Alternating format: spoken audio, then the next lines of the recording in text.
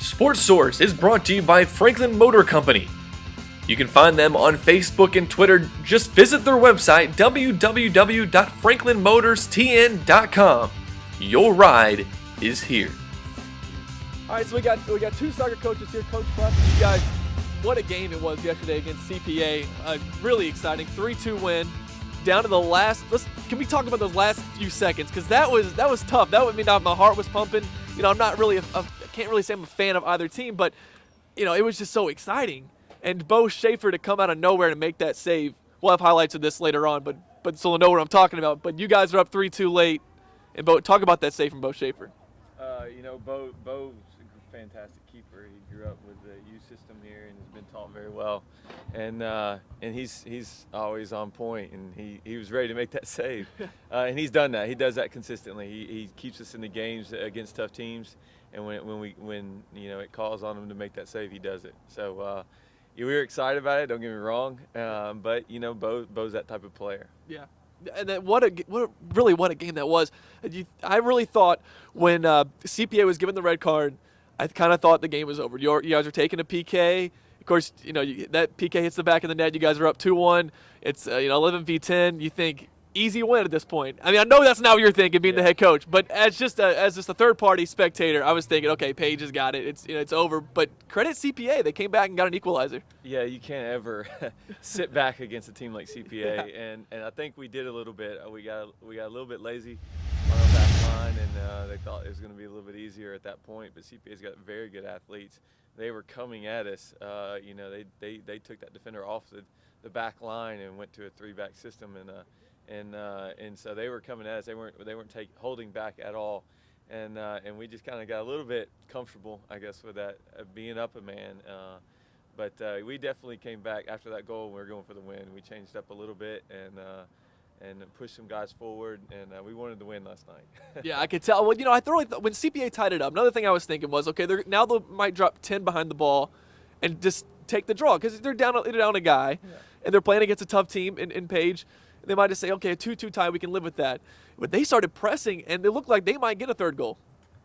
Yeah, we're trying to change it up a little bit, get a little bit more pressure on them. We've been working with the 4-3-3 coming out of our 4-5-1, and the boys did a good job of switching it around, getting that pressure on their back line, because we did feel like we had some speed against their back line, and we could beat them, and so we wanted to go for the win and maybe get some pressure off our defense by getting some more numbers forward.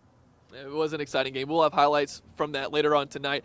But back to talking about the growth of soccer in America, would you say, and it feels like since 2006, that World Cup is when you started seeing people, the attendance in MLS games start to rise, more games getting on ESPN, and now they know they have ESPN FC, so they have a show dedicated to soccer, but eventually they're going to have to just start talking about it. It's going to have to be in newspapers all the time. It's going to have to be on it's already on NBC Sports Network, but it's going to have to be on these big sports stations. They're going to have to stop ignoring it because it's getting so big here. And what are your thoughts on that?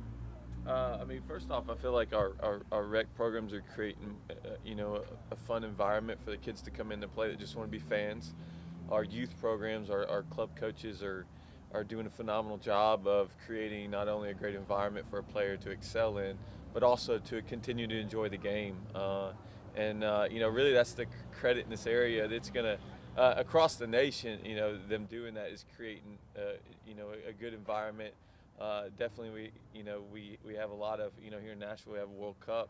I think it's every year where different nationality teams come together and have their own World Cup here in downtown Nashville, and different things like that. Again, the youth programs is what's going to grow it and create that excitement for soccer that hasn't been here. Of course, American players going over and being successful in some of the Premier Leagues and things like that is definitely helping out as well.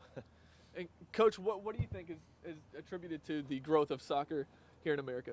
I think it's more kids having an opportunity to watch the game more often. I know when I grew up here, even in this community, I had to go to my soccer coach who was from Spain, and he had a satellite dish bigger than the umbrella we're sitting under, and that's the only way I was able to watch the 1990 World Cup was one game. I watched the final. Now we have kids who wake up every Saturday morning, they turn on NBCSN. In this community, I think everybody has that level of cable package. So, kids just have an opportunity to watch so much more soccer, and it becomes ingrained in their culture. We have one of the kids who plays on my youth team. His dad played at a high level, played with me at the Metros years ago, and so they don't get up and watch baseball. They don't get up and watch a football game. They don't go see Titans games. They get up and watch a Premier League game, or they get up and watch an MLS game, and it just becomes ingrained. And I think the more opportunities we have to see the game and see it played at a high level, you now see all the European teams come over and do a summer tour here where they can build fans and also promote the sport. Get to see a high level. I think that really starts to make it become a fabric of our community and makes it grow. And we have, we have Team USA in the 2010, World Cup in South Africa with all the vuvuzelas, which was really fun to watch and listen to on TV. They finished in the Sweet 16 of the World Cup, and right now they're ranked 13th in the world. Do you think there's what do you think drove that? Is it our USA team being good that's making soccer popular, or do you think soccer being popular has kind of made people care more, and so then improve the team just through caring more? It's the whole chicken and egg theory, I think. It's tough to really figure out if there's really a definitive answer. I think it's a great question, though. One of the things that I think has also been a help is the new coaching staff we have with the U.S. soccer team has come in and really reached out to try to find some players who grew up in a completely soccer environment. I know some U.S. soccer purists aren't a real fan of that, but a lot of the German-born, German-American players who are now a part of our soccer setup have really helped us to continue to grow the level. We have some guys who played at a little bit higher level, maybe for a longer period of time, grew up in a youth system, but didn't spend time playing under silly NCAA rules or things like that. So I think those kind of things have helped the program grow. But definitely, as the U.S. team has grown, it's where you see more casual fans. The guys like us who are just soccer diehards and are going to find a way to watch a game, even if it's on the internet or wherever it is, are going to find the sport. But seeing Landon Donovan score the great goal in 2006, or seeing the team advance or beating other well-known soccer countries, that gives the casual fan, I think, a little more of an impetus to say, okay, we're not going to be the 30th best country in the world. America loves a winner.